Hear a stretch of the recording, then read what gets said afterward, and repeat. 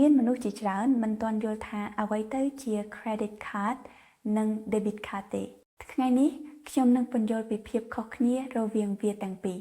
debit card គឺជាកាតដែលភ្ជាប់នឹងលុយក្នុងគណនីរបស់អ្នកពេលអ្នកចំណាយលុយត្រូវដកចេញពីគណនីភ្លាមៗអ្នកមិនអាចចំណាយលើសពីលុយដែលមានក្នុងគណនីនោះទេចំណែក credit card វិញគឺជាកាតដែលអនុញ្ញាតឲ្យអ្នកខ្ចីលុយពីធនាគារអ្នកអាចចំណាយលុយមុនរួចបង់តាមក្រោយនៅចុងខែប៉ុន្តែបើអ្នកមិនបង់ទាន់ពេលអ្នកនឹងត្រូវបង់ការប្រាក់បន្ថែមដូច្នេះតើអ្នកគួរជ្រើសរើសយកមួយណាបើអ្នកមិនចង់ខ្ចីលុយហើយចង់គ្រប់គ្រងការចំណាយបានល្អ debit card គឺល្អសម្រាប់អ្នកប៉ុន្តែបើអ្នកចង់បានភាពងាយស្រួលនិងអត្ថប្រយោជន៍បន្ថែម credit card អាចជាជម្រើសល្អ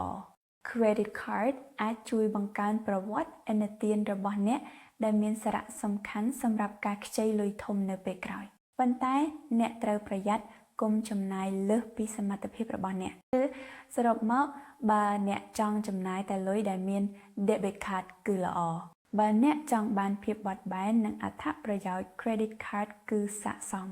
សំខាន់បំផុតអ្នកត្រូវយល់ពីរបៀបប្រើប្រាស់វាទើបអ្នកអាចទទួលបានប្រយោជន៍ច្រើនបំផុត